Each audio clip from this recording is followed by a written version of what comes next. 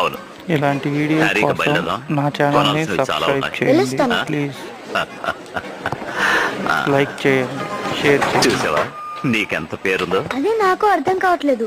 వీళ్ళందరూ పరిచయస్తుల్లా మాట్లాడుతున్నారు. వీళ్ళందరికీ నేను ఎలా తెలుసు? ఆ విషయం చెప్పగలిగింది నేను ఒక్కడే. సమయం వచ్చినప్పుడు చెప్తాను.